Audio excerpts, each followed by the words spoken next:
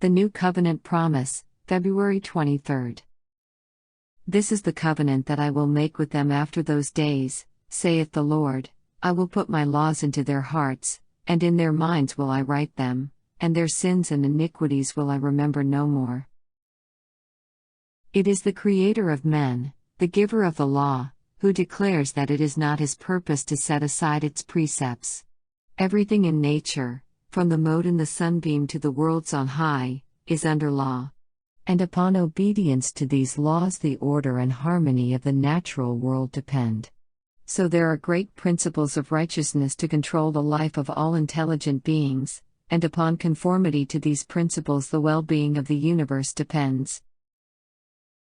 Before this earth was called into being, God's law existed. Angels are governed by its principles, and in order for earth to be in harmony with heaven, man also must obey the divine statutes. To man in Eden Christ made known the precepts of the law when the morning stars sang together, and all the sons of God shouted for joy. The mission of Christ on earth was not to destroy the law, but by his grace to bring man back to obedience to its precepts.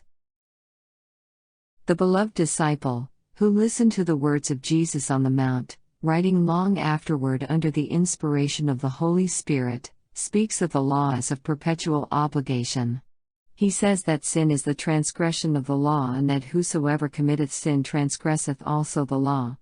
He makes it plain that the law to which he refers is an old commandment which ye had from the beginning.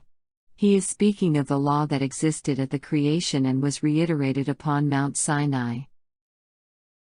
He, Jesus, was to show the spiritual nature of the law, to present its far-reaching principles, and to make plain its eternal obligation.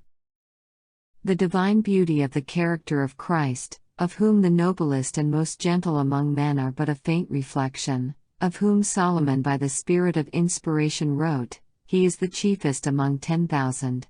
Yea, he is altogether lovely, of whom David, seeing him in prophetic vision, said, Thou art fairer than the children of men. Jesus, the express image of the Father's person, the effulgence of his glory, the self-denying Redeemer, throughout his pilgrimage of love on earth, was a living representation of the character of the law of God. In his life it is made manifest that heaven-born love, Christ-like principles, underlie the laws of eternal rectitude. Those principles that were made known to man in paradise as the great law of life will exist unchanged in paradise restored.